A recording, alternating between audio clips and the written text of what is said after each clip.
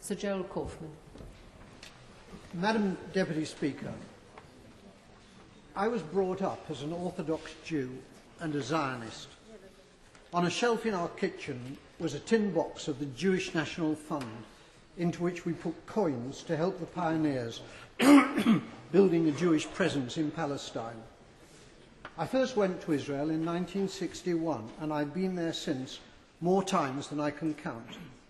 I had family in Israel, and I have friends in Israel. One of them fought in the wars of 1956, 1967 and 1973, and was wounded in two of them. The tie clip which I'm wearing is made from a campaign decoration awarded to him, which he presented to me. I've known most of the prime ministers of Israel, starting with the founding prime minister, David Ben-Gurion. Golda Meir was my friend. So was Yigal Allon, the deputy prime minister, who as a general won the Negev for Israel in the 1948 War of Independence. My parents came to Britain as refugees from Poland. Most of their families were subsequently murdered by the Nazis in the Holocaust. My grandmother was ill in bed when the Nazis came to her hometown of Stachov. A German soldier shot her dead in her bed. Madam Deputy Speaker, my grandmother did not die to provide cover for Israeli soldiers murdering Palestinian grandmothers in Gaza. The present Israeli government ruthlessly and cynically exploit the continuing guilt among Gentiles over the slaughter of Jews in the Holocaust as justification for their murder of Palestinians. The implication is that Jewish lives are precious, but the lives of Palestinians do not count.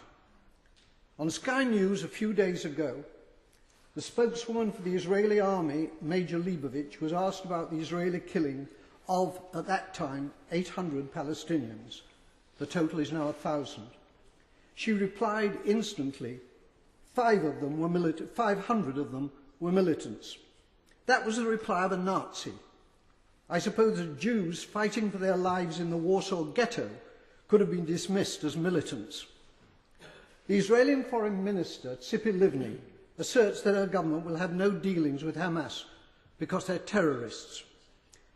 Tzipi Livni's father was Eitan Livni, Chief Operations Officer of the terrorist Irgun Tzvai Leumi, who organised the blowing up of the King David Hotel in Jerusalem, in which 91 victims were killed, including 4 Jews. Israel was born out of Jewish terrorism. Jewish terrorists hanged 2 British sergeants and booby-trapped their corpses. Irgun, together with the terrorist Stern Gang, massacred 254 Palestinians in 1948 in the village of Deir Yassin. Today, the present Israeli government indicate that they will be willing, in circumstances acceptable to them, to negotiate with the Palestinian President, Abbas, of Fatah. It's too late for that, Madam Deputy Speaker. They could have negotiated with Fatah's previous leader, Yasser Arafat, who was a friend of mine. Instead, they besieged him in a bunker in Ramallah, where I visited him. It's because of the failings of Fatah since Arafat's death that Hamas won the Palestinian election in 2006. Hamas is a deeply nasty organisation, but it was democratically elected, and it is the only game in town. The boycotting of Hamas, including by our own government, has been a culpable error from which dreadful consequences have followed. The great Israeli Foreign Minister Abba Eban, with whom I campaigned for peace on many platforms, said, "You make peace by talking to your enemies."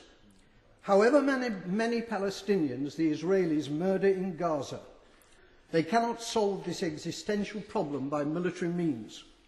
Whenever and however the fighting ends, there will still be 1.5 million Palestinians in Gaza and 2.5 million more Palestinians in the West Bank, who are treated like dirt by the Israelis, with hundreds of roadblocks and with the ghastly denizens of the illegal Jewish settlements harassing them as well.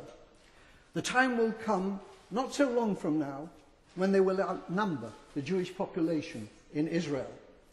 It's time for our government to make clear to the Israeli government that its conduct and policies are unacceptable and to impose a total arms ban on Israel. It is time for peace, but real peace, not the solution by conquest, which is the Israelis' real goal, but which is impossible for them to achieve. They're not simply war criminals, they're fools.